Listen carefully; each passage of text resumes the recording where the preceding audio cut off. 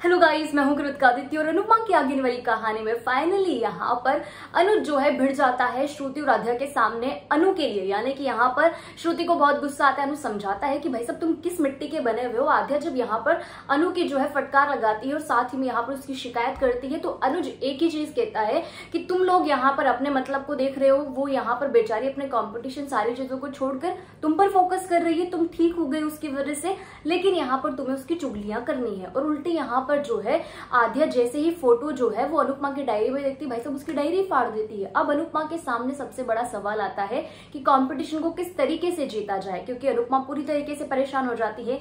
लेकिन अनु तो अनु है और अन्नपूर्णा है, तो यहाँ पर कंपटीशन को हारने वाली तो चीज हो ही नहीं सकती।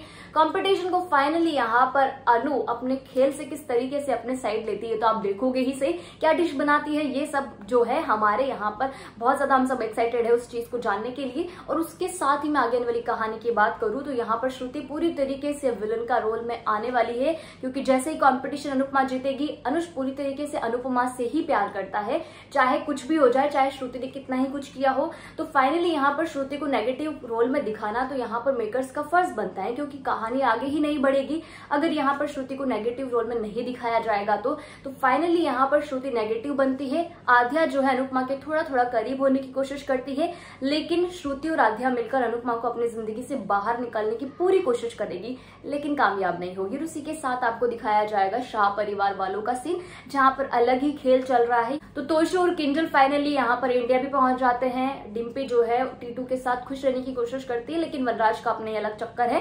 पूरी तरीके से यहाँ पर वो टीटू को भी विलन बनाने की कोशिश करेगा, डिम्पी के सामने नेगेटिव बनाने की कोशिश करेगा, लेकिन फाइनली अनुपमा आकर सारी चीजें संभाल लेती है। तो यहाँ पर इंडिया वाला ट्रिक भी आपको दिखाया जाएगा। तो ये सारी चीजें होंगी। अगर आपको आज की टिप पसंद आई, वीडियो को लाइक शेयर, चैनल को सब्सक्राइब कर दीजिए। हालांकि आप थोड़े से बोर जरूर हो गए हो सेम प्रोमो को देखते देखते, लेकिन क्या किया जा सकता है, अब ये सारी चीजें मेकर्स पर डिपेंड करती हैं। तो अब आप कमेंट सेक्शन में कमेंट करके ये चीज बताइएगा कि इंडिया अनुपमा को वापस आना चाहिए या नहीं। आपको क्या लगता है, कमेंट सेक्शन में कमेंट करके जरूर बताएं।